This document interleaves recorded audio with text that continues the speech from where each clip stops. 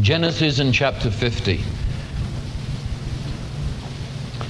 There are times that I may describe as a crisis when I meet with the unconditional love of God in the face of Jesus Christ in a crisis sense.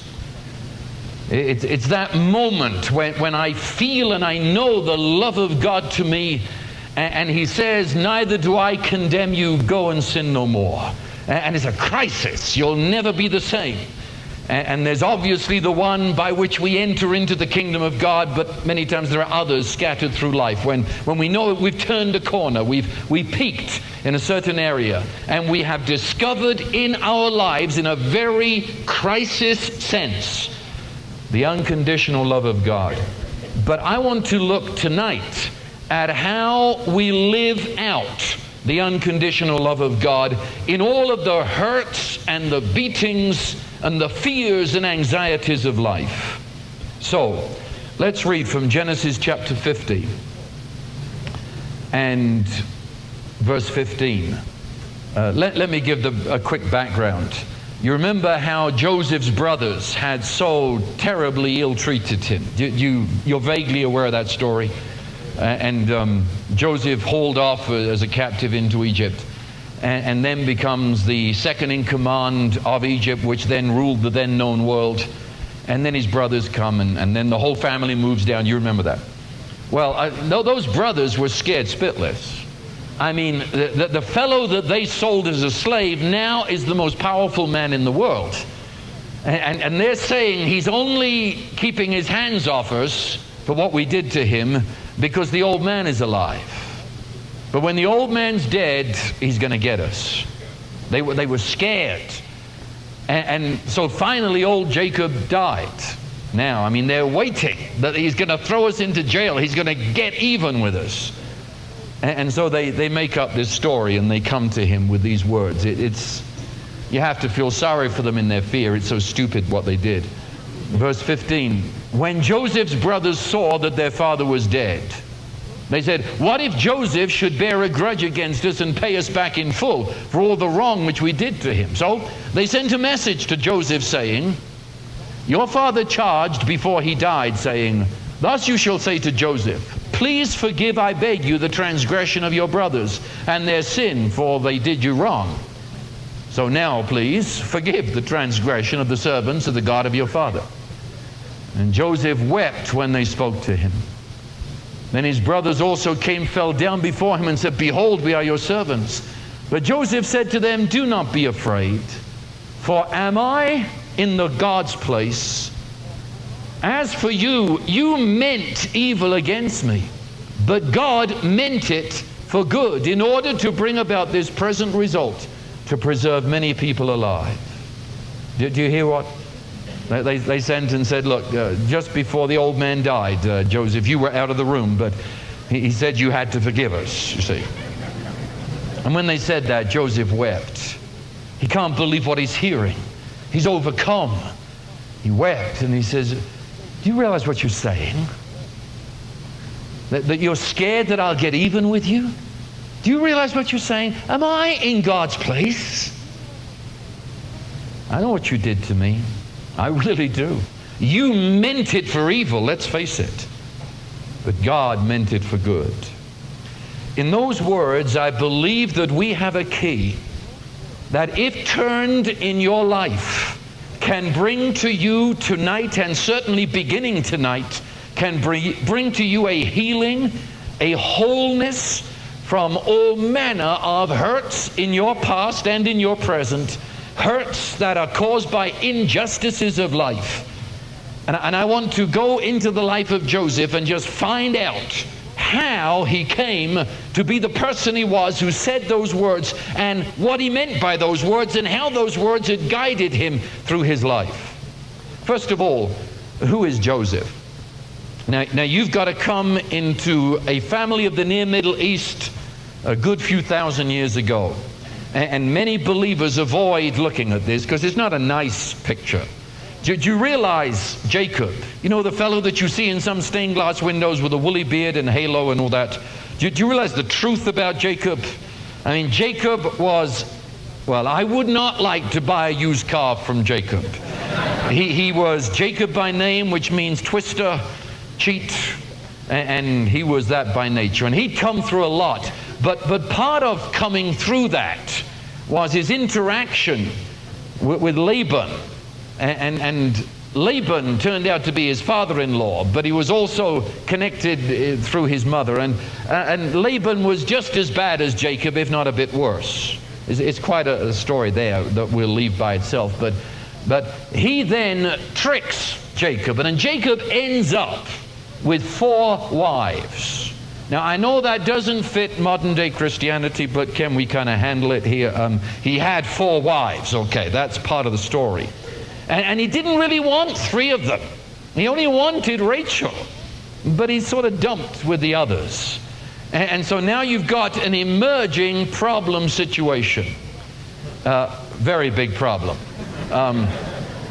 You see, when you've got 4 wives, that means you've got 4 families and 1 father. Of course, in today's modern world, you might not have 4 wives all at once, but it's very possible you do have 4 families and 1 father. That is very possible these days. And it produces the same tensions as we find in Genesis. The Bible is a very real book, and it introduces you to real families and their real tensions. The wives hating each other, all vying for the attention of the husband. And of course, you guessed it, 3 of the wives have children in abundance. And Jacob looks at the wives and the kids and says, good. There's only 1 wife he wanted to have a child, and that was Rachel, and Rachel doesn't seem to be able to have children. So now you've got more tension here. The 3 of them can't stand the sight of Rachel. Rachel can't stand the sight of the 3 of them. Jacob only loves Rachel and puts up, oh, it's a mess. And the children all wanting daddy's attention. And then late in life, finally, Rachel gives him a child, Joseph. Boy, do they ever dote on that child. You talk about a spoiled kid. I mean, he's the child of old age. All his brothers are old enough to be his father. But he happens to be the only child of the favorite wife, and so he's got it made. He's the youngest. He's the child of old age. He's the only one they really wanted. And everything that Jacob has, he pours out upon Joseph. And at that point, I say, poor Joseph.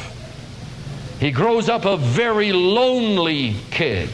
He's got nobody to talk to. All his brothers, I say, are much older than him. And they're involved in ranching. They're out there in the prairie with their sheep, and they're rough and they're tough. Again, I don't know how you think of the patriarchs. When you say that word, there's something very holy about it. You should think of gangsters. You should think of guys carrying their knives on their belt. They were the rough frontier men of the Bible. They were not your holy men. Not at all. Rough, foul-mouthed, spitting in the fire, they'd chewed tobacco. I mean, these are rough guys. And here, little Joseph, forget it. He's daddy's pet. And you can tell he's spoiled. Do you remember when he tells his dreams? I mean, think about that. Get inside it. Here is this little kid who stands on the breakfast table to tell his hostile brothers and glowering mothers that he had a dream in which they all fell down before him. You know, you don't have to be a psychiatrist to know this kid is used to getting what he wants. He's used to being the center of attention. Spoiled little Joseph. And then, to cap it all off, his father gave to him what your King James says, the coat of many colors. It would be better understood, not that it really matters, but it's better understood as a long white coat. It was a special coat, longer than your average, with a tassel at the end. It was the coat that the father would give to the firstborn. It meant, I give this to my special, my firstborn, the one that I see the future of the tribe emerging in. That coat belonged to the firstborn, Reuben. He gives it to the lastborn, Reuben. He was the firstborn. That was his coat. And if Reuben didn't deserve it, well, then there were plenty of others in pecking order long before Joseph. When Jacob gave Joseph that colt, he was doing a grave injustice to Joseph, because now the hated little kid is becoming the despised teenager with his dreams and his colt and his daddy's pet. And on top of that, I think Joseph learned to read. The fact is that he appears to be the manager of his dad's farm. And secondly, when he goes down into Egypt, he's in charge of Potiphar's house, he's in charge of the jail. The intimation is this kid had been educated. He knew how to read, which very few people did back there in Canaan of those days, and especially those fellows with a knife on their belt and tobacco in their mouth. They didn't know how to read, they knew how to raise sheep. So here's their kid brother, 17 years old, manager of the farm. And you understand, in those days, 17 was not today's 17. You know, 17 today could mean anything from 30 to 40. But in those days, 17 meant more 10 years old by today's standards. They were much younger in those days. And so here's this kid, still very much a little boy, very much daddy's pet, going around with his great white coat billowing out behind him, talking of his dreams. Poor, poor Joseph. But there was something about Joseph that was good. He had a hunger after the God of his father, and sat by the hour and listened to Jacob tell of the God of his father, which was the story of God's covenant. God had come to Abraham and made covenant with him. He had come then to Isaac and made covenant. And Jacob had received the covenant from the hand of this same God. The God of Abraham, Isaac, and Jacob, the God of covenant. And covenant is the Old Testament word that means agape in the New Testament. It means committed, covenant love, or the word unconditional love is the word we've been using. And so unconditional love, committed love. And little Joseph listened and listened and listened and listened. I mean, there wasn't much to the Bible. You had got the story of the creation and the story of Noah and the story of Abraham and Isaac, and then we are now part of the Bible. You're very early on here. There wasn't much to get, but everything there was to get, Joseph sits and listens. In fact, if my chronology is correct, I believe that little Joseph would have sat on the knee of old Isaac, his grandfather, and listened directly from Isaac's lips of how Abraham had taken him and offered him on the altar, and the angel had stayed the hand. He sat with the greats, and he listened, and he listened, and he absorbed it, and he believed it. And underneath all the teenage arrogance and spoiledness and loneliness of being the unwanted kid in the house, underneath all of that, there was a strong, committed faith to the fact that God had committed himself to Joseph in an unconditional love. His mother died in childbirth. She had a second son. But as she was having the child, Jacob's favorite wife died. And there they've got this little baby now. Jacob called him Benjamin. So Joseph has a brother, but that's no help. His other half-brothers are so old they're beyond him, and his only other real brother is so young. Lonely, lonely Joseph, who goes now representing his father as the manager of the farm to see how his brothers are doing. I mean, I can feel this. I mean, they resent him deeply just because of who he is. But now when he's going to start prying into their business and what they're doing with the sheep and where are they and how many sheep do we have, and oh, no. That's no place for a 17-year-old in a family like that. And they see him coming and they finger their knives. They say, here he comes. You can see him by the coat a mile away. Behold, the dreamer comes. I wonder what's the latest dream. Are we going to grovel at his feet? By the time he's half a mile away, they've already concocted it. We've had enough. We hate this kid. Joseph had felt it for months, maybe years. Psalm 31:3 almost says it perfectly. Joseph could have written it. I mean, he didn't, but he could have. It says, I have heard whispering of many.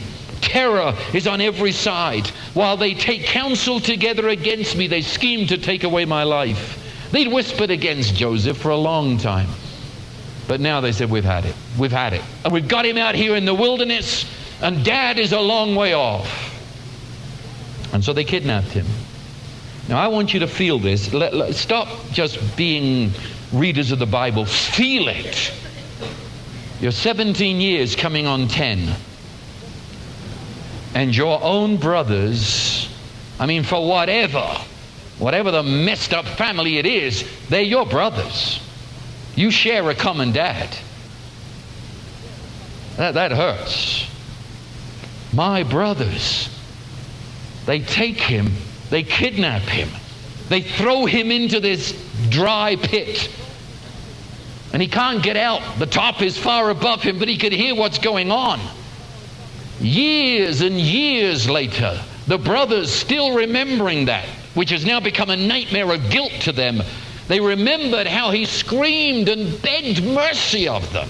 Feel this as a little kid, begging mercy, sobbing, crying, screaming to your brothers. Have mercy on me. Don't do what I can see you're planning to do. I mean, that is deep trauma. That's a knife cutting you very deeply. And then he hears them. I mean, they're haggling over him. They're arguing. Someone to kill him right now. They've already taken that white coat, and he watched as they tore it and ripped it and dipped it in the blood of a goat and said, that will tell Dad he's gone. He says, your brother's doing this.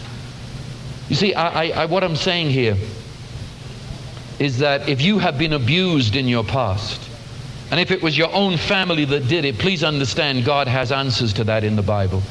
There were people in the Bible that went through abuse from their own family until they were screaming before the advances of those family members. And finally they come up with the idea, because the ones who wanted to kill compromise and the ones who wanted to release aren't there. And so they go for it. And here come a group of, well, what would you call them? They're desert gypsies, Ishmaelites. They'll buy anything. Buy low, sell high. They do anything. And okay, we'll buy him. Joseph is dragged out of the pit, standing there shivering in a loincloth, terrified. He's only a kid, remember. This is going to be engraved in his mind for the rest of his life. He's screaming even at this point, begging for some sort of family tie to stop this. Instead, the Ishmaelites clamp fetters on his hands, handcuffs. And what they did, they trussed you like a turkey, squeezed your legs up under your chin, and then chained you together and put you into a little tiny basket about the size of this pulpit, so that you were squashed inside. And they hung you on the side of the camel. And he was a prisoner, taken off to Egypt to be sold as a slave. In fact, in Psalm 105, when the inspired psalmist looks back at that and reports on it, he said they afflicted Joseph's feet with fetters. And then there's an interesting word. In your Bible it says, he himself was laid in irons. But the word himself there means inner self. It means the deepest recesses of your soul. What it's saying, that in his inner self, in his deep mind and emotions, if you like, it says he was laid in irons. It was as if he entered into a jail on the inside of him. I found out something else too. I picked up a map of the trade routes down through Canaan to Egypt. Do you know where the trade route went? The camel that Joseph was on went right past his father's tents. We have the record in the Bible where Jacob lived. And the trade route down into Egypt that these Ishmaelites had to take went right past his father's tent. Can you imagine this? I mean, the little kid trussed up like a turkey with chains on his hands and feet inside a little wicker prison, and he looks across there and he sees his dad's tent. He might have seen his dad outside the tent as the camel sways on its way down to Egypt. I mean, how does he survive this? You have to, if he had not survived this then, right then, you would never have heard any more about Joseph. He would have ended up a bitter old slave in Egypt and died rotting in a corner somewhere. This man handled this somehow, right from the very beginning. To stand on the slave market. Have you ever seen that? I mean, they're naked. They're examined. Their teeth are examined like they're horses for sale. Finally, he's purchased by one of the leading men of Egypt, one who directly served under the Pharaoh, Potiphar. The fact that he rose so rapidly to become the top honcho in Potiphar's house tells me that he'd handled this. Out goes beyond all other slaves. The blessing of God is upon Potiphar's house because of him. And everything says, well, you can begin to make something out of this now. Oh, no. Just when everything is nice, I mean, as nice as it can be for a slave, enter Potiphar's wife. The whole seduction scene where she tries to seduce him. And Joseph refused and says, how could I do such a sin against God? He lives in the consciousness of God, which tells me again something about his inner mind. And the result of that is she frames him, and he finds himself thrown into jail. Interestingly, the law of Egypt of that day said that if a slave seduced a wife, as she said he had, then the penalty was immediate death. The fact that Potiphar did not kill him but threw him into jail tells me Potiphar didn't believe his wife. He knew her. She tried this before. He knew Joseph too. He didn't have him killed like he should have done. He threw him in jail though, didn't stand with him. That's another thing. I mean, Joseph knew, he had to know, that Potiphar didn't believe the wife. And yet he's allowing him to be thrown into a jail where there's no bail and there's no coming out. You go in and you die there. But again, he rises to become in second in command of the whole jail. So again, I say this man handled this situation or that would never have happened. And in the jail, disappointments. You know, you remember this story, don't you? I mean, he sits down with this chap who comes to breakfast and says, you know, I had this awful dream. And he says, well, here's the interpretation. You're going to be set free. You remember that. And as the fellow is leaving, according to Joseph's interpretation, and Joseph said, when everything's well with you, remember me. Oh, I remember you, mate. I'm going to tell you, I'm going to go straight to the Pharaoh and tell your story. And as soon as he got outside the jail, forgot every word about it. Have you ever waited and waited and waited and waited and waited and waited for the call that never came because someone forgot you existed? How did Joseph go through that? I say again, there are keys here that can change our life. Somewhere on the way to Egypt, in that little tiny cage, or very soon thereafter, he handled this. And how did he handle it? And I want you to hear me. These words can change your life.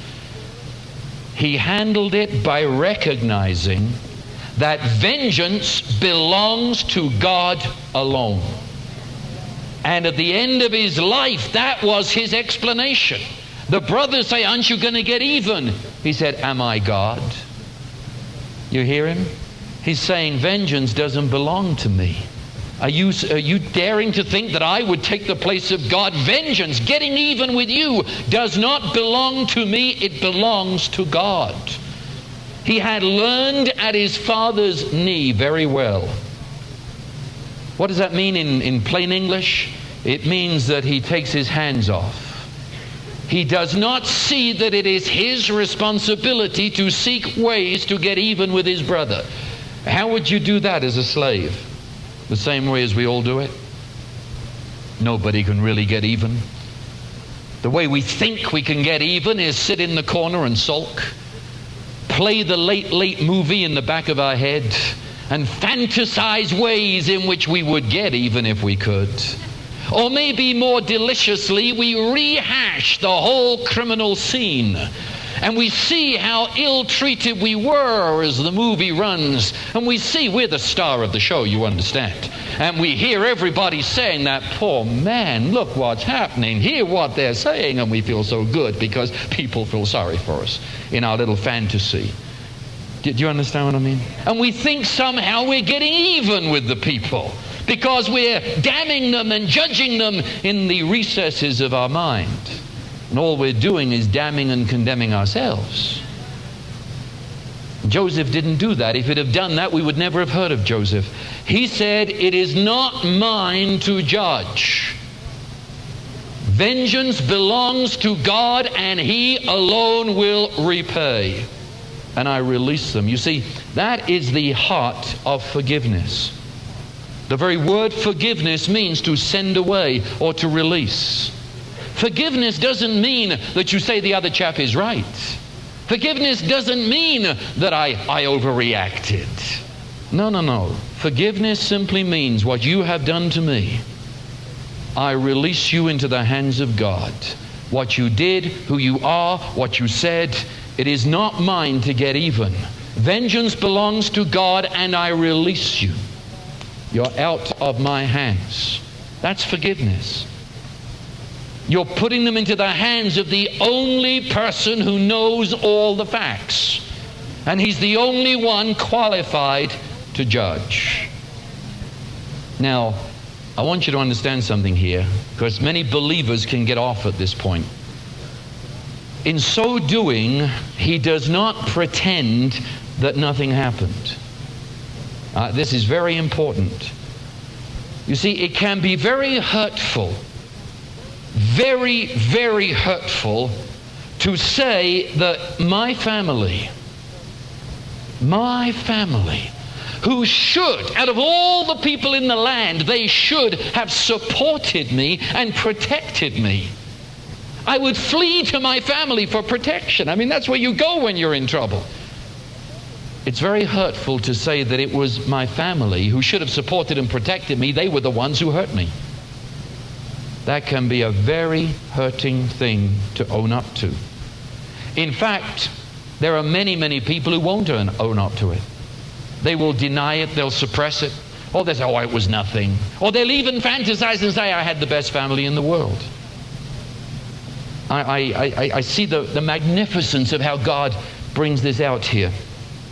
All those years later, He's able to look at that family and say, "You meant it for evil." That is, I'm not denying anything. I'm not suppressing it and saying, "Well, you're my brothers. You didn't really mean it, did you?" Or, "Yes, you jolly well did, mate. You meant it. You meant it for evil. You meant it. It wasn't a mistake." No. You see, being a good Christian is not denial. You understand? See, I meet this all the time. People who believe that because they're Christians, they'll never say, "I feel angry." They'll never say, "You hurt me." And when people come to them asking for forgiveness, they say, "Oh, it was nothing." And all the time it's seething like a zoo inside of you.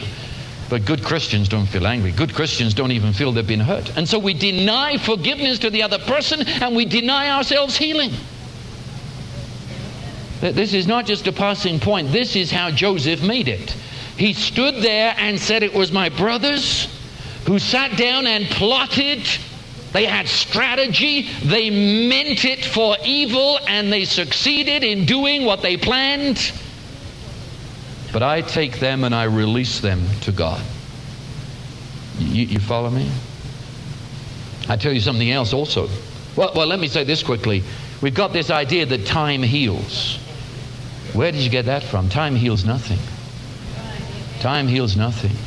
If he had said, "Oh, it was nothing,"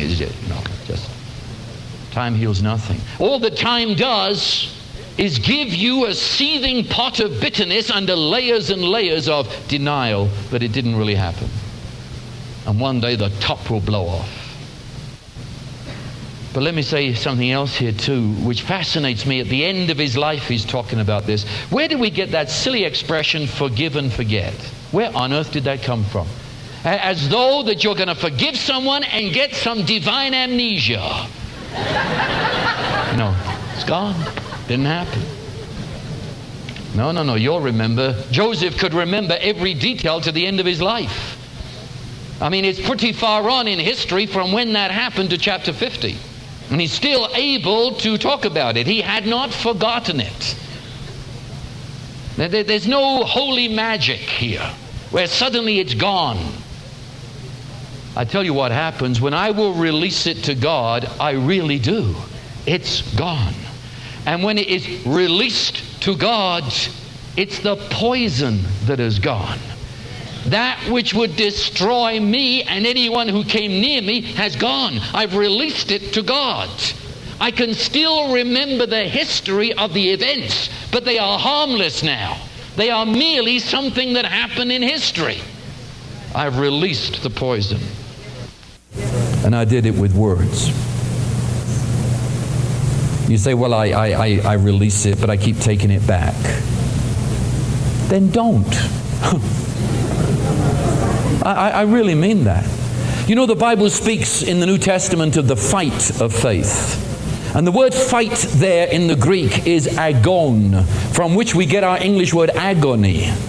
So it's a fight in the sense of an agony. There is a time when to believe what I believe is like an agony. But because I believe it, I'll endure the agony because I believe it. And when I have seen the unconditional love of God to me, then all I can do is take you as you hurt me and give you to that God and leave you with Him. And certainly, yes, having done that, probably 15 minutes later, the little voice will come back and say, do you know what she did to you? Do you know what you do then? You stop. And this is where the agony of faith is. You stop and you say, I know what she did to me, but that was decided 15 minutes ago. I have released that person into the hands of God, and there's no more discussion in me on this. And you might have to do that next half an hour and the next hour. It's an agony of faith. And Joseph went through that. He had to have gone through that. He came out able to handle it in the end. I'll tell you something else about Joseph. He worshipped and he acknowledged this God who loved him with this unconditional love. I keep saying that here because if I know believers today, if you found yourself in his situation, I know there are many believers that would say, what did I do to deserve this? See, you're back to a conditional God who must be punishing me now. How could a God who loved me put me in a place like this? I must have done something wrong. That never occurred to Joseph. God loves me unconditionally.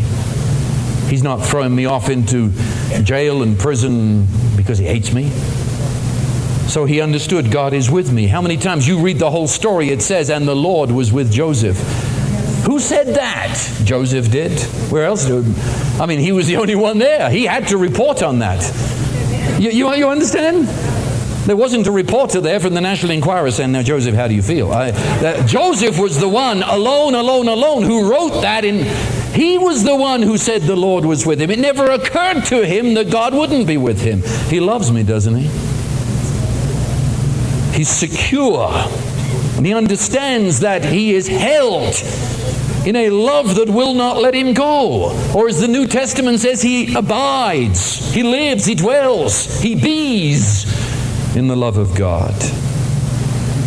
So, see, he doesn't look back and look forward. We're masters at that. We look back and our mouths are filled with if only, or what if, or if I'd have done it that way. I guess I was arrogant. If I hadn't have been so arrogant, I wonder what. You can spend all your life wondering how it might have been, but the fact is, it's not what it might have been, it's how it is. Nor, very interestingly, does he sit in a corner and fantasize of how it will be. Saying, one of these days, I know my dreams, they're going to come true, they're all going to come and fall down before me. I know what's going to happen. And sit there pouting over the present, fantasizing about the future. He always speaks in the present tense. The Lord here as a slave in Potiphar's house, the Lord is with me. Here as a person who has been framed and lied about and find myself in jail because of it, the Lord is with me. Now in the present tense, wherever that present tense is, the Lord is with me. But you can't get away from this. If God was so with him, why did he let it happen in the first place? You've got to face that. You're never going to be made whole inside until you've answered that question. I had someone say to me just the other day, why did God allow my father to sexually abuse me? Why? Why did I have to come home, said another one, every day from school, not daring to bring my friends with me because I didn't know the hell I was going to walk into? Why did I have to come home and see my mother laid on the carpet blind drunk every afternoon? Why did God allow that? See, if you haven't asked those questions, you can't be healed yet. Why did God? If God is with Joseph, why did he allow this? Come on, God! Why do you let the brothers get away with it? Why do you, I mean, okay, so we've got him in Egypt when everything seems to be going so well. Why do you let that vixen, Potiphar's wife, ruin everything? Why do you allow that? I want you to hear this. God could not stop it without wiping out the human race. For God made man with a genuine free will. And if God could stop those brothers, I mean, the only way you could do it is come in and you don't have a free will for the next 10 minutes. You've got no free will. You're a robot. You do what I say. But then they cease to be humans, don't they? And he couldn't do it just to 11 brothers. He'd have to do it to everybody. See? Do you really understand that? I can see some really understand it. I'd like to catch the eyes of those that have got deep hurts in their past who have been asking that question. Do you understand what I mean? God has given mankind a free will. And God cannot, by his own creation fiat, he cannot take that away. We all hate this. We all do. You don't have to have some hideous trauma in your past. We all do. When we read in the newspapers of some hideous thing that happens, that's the first question on most of our lips. Why did God allow that? Why did God allow that tragedy? But you listen to your own question, as I've tried to listen to my own questions. It's intimating that God is responsible. No human being was responsible here. God is responsible. He's responsible to stop all bad and promote all good. No man is responsible. No man's responsible. Do you follow my reasoning there? When we say, why didn't God stop it? But God didn't do it, did he? Human beings did it. Human beings with a genuine free will. You see, I find myself, and I can only share where I'm coming from, I find that I don't like my human responsibility. I don't like it. I want God to be responsible. Whenever I do something bad, stupid, mess my life up, I say, God, time out. It's your responsibility. I'm afraid it's not. I did it, you see. I did it. God isn't the transcendental babysitter. He's not some cosmic scientist that has his gang of robots down here that he's controlling. It's not like that. I'll tell you the miracle.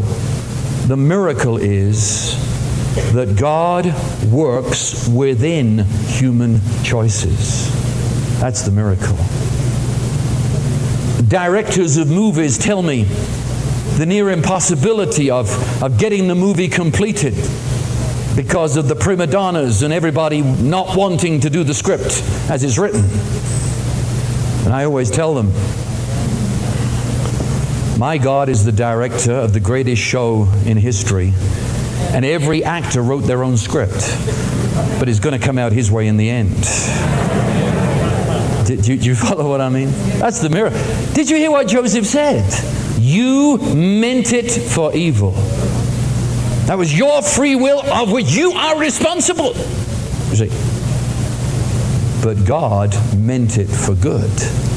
That is, so you made your evil free will responsible choices that hurt me very badly. But the God who loves me unconditionally hadn't forsaken me. He was working within that. And what in the very act of you plotting my evil, he was taking your plots and turning them for an ultimate good. The angels were there.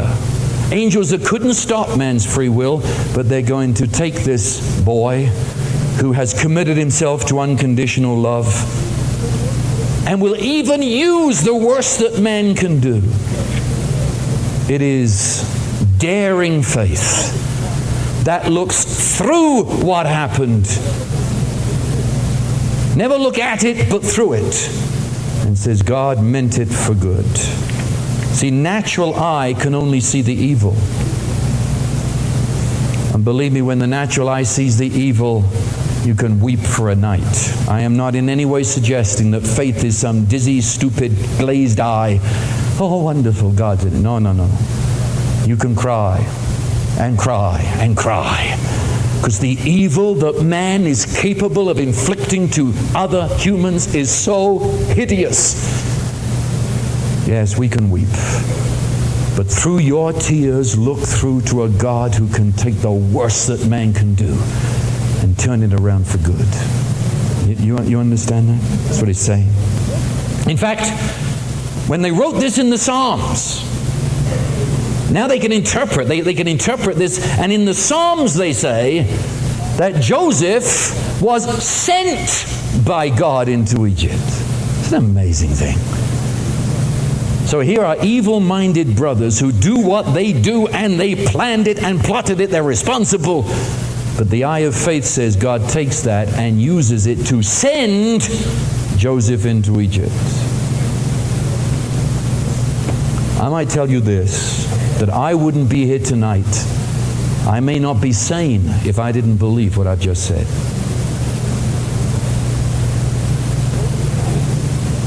You see, Joseph also correctly understood that he was responsible. We get our responsibilities all mixed up. God is not responsible for human free will. And in the same breath, you are not responsible for my happiness. See, I am. I am responsible to submit to that love which God has for me and to believe it. I don't care what you do to me. Kidnap me, sell me as a slave, lie about me, frame me, throw me into jail. You cannot. I can never, never, never say you are responsible. I am. You see, Joseph, understanding that, never saw himself as a victim. Do you understand what I mean? See, if I'm a victim, I define my life and myself in terms of how you hurt me. Does that make sense? If I'm a victim, I define myself, my life, in terms of how you hurt me. So I go through life saying, well, you know, if you'd have had my childhood, you'd be like I am. You can't blame me for being an alcoholic, not after the dad I had. You expect me to excel? Forget it, not after what I've been through. You see, I'm defining myself in terms of the hurt. You follow me? It's okay for you. You had a good education. The pulp was beaten out of me when I was a kid. I didn't get any education.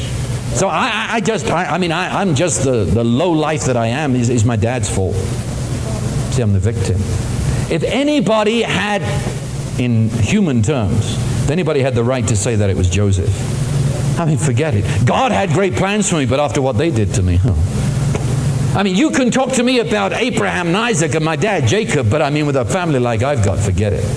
There's no way. I'm not responsible for my life, not after what you did to me. I mean, you scarred me. You understand that? I mean, what you said, you hurt me so bad, I'm scarred for life. I'm not responsible for what I do. Not responsible at all. In fact, you can pick these people out in a crowd. They're the people who shove in front of you in a line. They're going to take what's coming. After the life I've had, I deserve anything I want to take. These are the people who cheat on their income tax. They've got it coming to them, you see. After what I've been through, I've got a right to take what I want. Right? Enough said. You know what I mean there. And of course, you've got no respect for authority whatsoever. No one's going to boss me around. After what I've been through, I'm going to do what I want. Joseph had been victimized. No question. And so have some of you. You've been victimized. But he's not a victim. Something, do you understand the difference? Something happened to me, yes. I was victimized by people who intended my harm, but I refused to become a victim. I submit to the God who loves me, and I say, He is in this matter. He's in this matter. The victim is a person who goes around with a deep sigh in life. Guess I've got to do it. Oh God, it's another day. Why did I wake up? It brings sadness, tiredness, a sense of powerlessness. I become resentful, suspicious of everybody. I've been hurt once, I won't give anybody else a second chance. But Joseph isn't like that. See, if Joseph had been that kind of a person, Potiphar's wife would have been his great reward. Do you see where I'm coming from? After what they did to me, I have a right to Potiphar's wife and anybody else's wife. And if she presents herself to me like that, I've got it coming to me. Instead, not only does he refuse her, but he carries it to a higher step and says, I cannot sin against God. I cannot do this. This man is living in the conscious relationship to God. He's no victim. He's reigning as a king. He's reigning as a king. You see, if I'm a victim, I say it's their fault. Everything's their fault. Though if they would change, if my circumstances would change, then I could blossom. Joseph said it's not their fault. They're answering to God for themselves. I've released them to God anyway. And it's not the circumstances. Wherever I find myself, God loves me unconditionally. Therefore, I respond to Him wherever I am. You see, the truth is you can't make a slave out of this chap. He won't be slaved. You can't put him in jail. He's free in jail. And I know plenty of people who are free who don't know these secrets, and they're in jail. You can't enslave a man who chooses to embrace his life and live to God and praise Him. Can't. Where are you in all of this?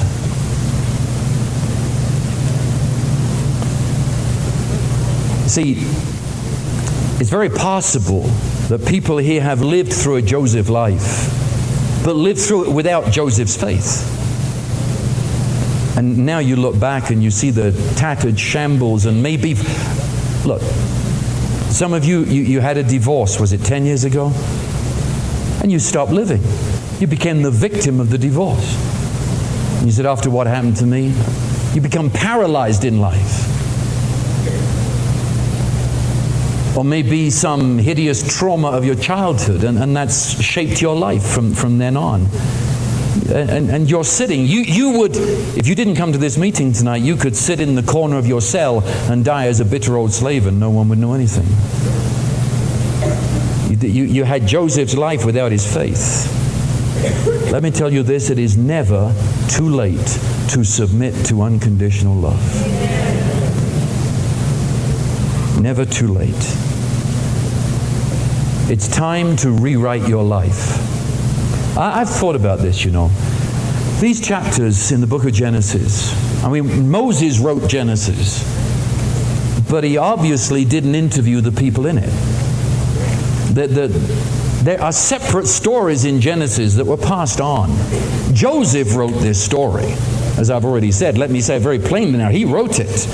And I don't think that he carried a diary in jail. And the reason I say that, you understand, they didn't have paper.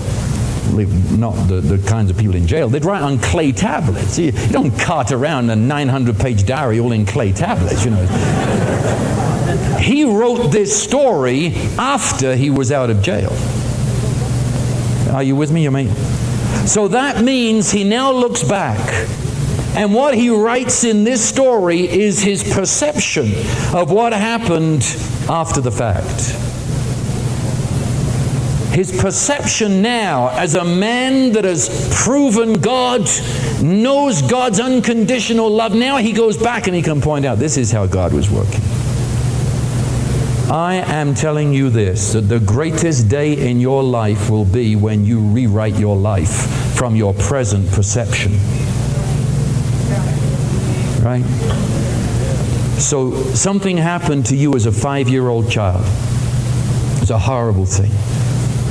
Do you realize you're now, 40 years old? For 35 years, you have interpreted that event through the mind of a 5-year-old child, and a fallen child to boot. Isn't it time that now, as a 40-year-old person who has come to know God's love, you went back and rewrote that history as it really happened? Let me give you a little illustration that I almost have to say, forgive me, this sounds trite, and I mean that. Knowing some of the traumas of childhood that must be here in an audience this size, what I'm about to share with you is trite. It's nothing. But I think you'll see what I'm getting at. I went through much of my early life in fear of being abandoned, rejected. And one day I decided I had to deal with that. And I knew vaguely that it came from something that happened to me when I was about 5 years old. It might have been 4. I was raised in London during the war. And that in itself was a trauma. But my father was gone. And I remember never understanding why he was gone. I didn't understand war. And I didn't understand many things.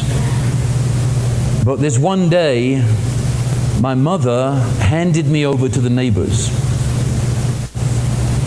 and disappeared. Well, that's how I perceived it. She had actually gone to get her hair fixed and had left me with some very responsible neighbors. But as a little child that was already pining my absent father, I was terrified. And I can remember, even to this day, I can remember the real terror of being in a strange house. And my mother's gone, my father's gone, and I don't know where any of them are. And in those days, there were no lights allowed in London because of the bombings.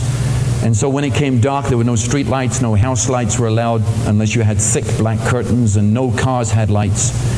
And so it was inky black out there. And I remember standing, looking out of the window into that intense darkness of London streets, and knowing my dad had gone, my mother had gone, I didn't know these people I was with.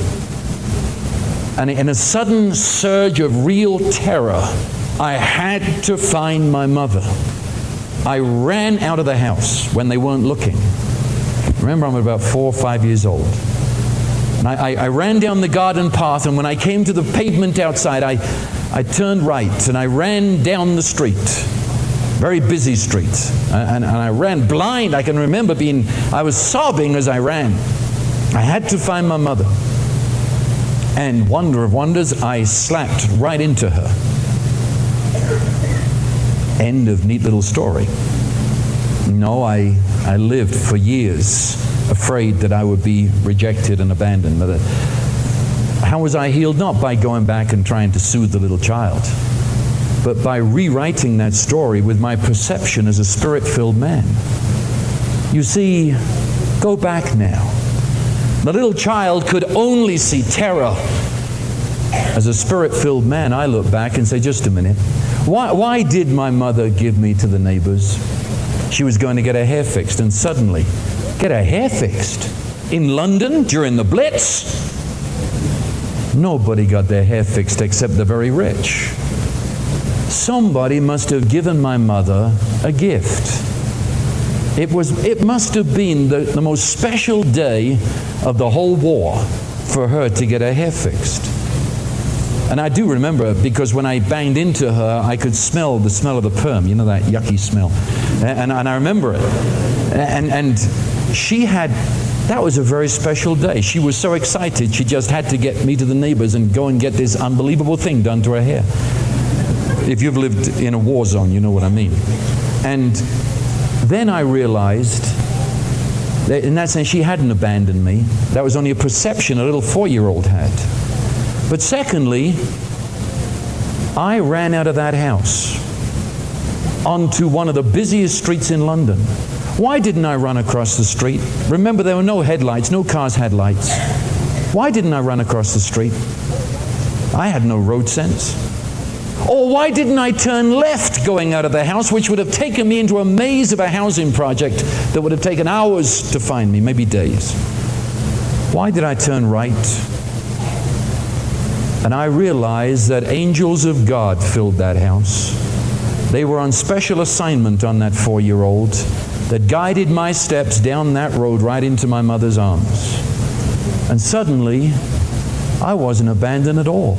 My mother hadn't abandoned me, and in fact, I was surrounded by a whole battalion of angels working overtime to keep this crazy kid on course. Do you follow what I'm getting? I said that's trite compared with what I'm talking about. But you see, in the very worst things that happened in your life, the unconditional love of God never left you. He worked within that. Angels attended you. And don't contradict me, because you're here tonight, aren't you? Love won, didn't it? You're here. Love won, you see. Love won. Got you here. It is time that we go back and rewrite the story and recognize that we were loved while the evil intentions of man raged around us, while all hell sought to destroy us, while the very vomit of hell spewed up on us. He never left us nor forsook us. He took the worst that man did and guided our footsteps. He attended our way with angels and brought us to hear the news of His love, brought us to Himself and filled us with His Spirit. It's time that we rewrote our histories, released those who hurt us and says they're in the hands of God. I forgive, I release them. And understand I'm nobody's victim. I reign as a king in Christ Jesus. Do you understand what I'm saying? It's a mouthful to say in 1 hour. But those simple statements have healed people of hurts that have hung on to them for 40 years. And I say in the name, Lord Jesus Christ, do it. Let the Holy Spirit bring healing to your heart tonight. Amen.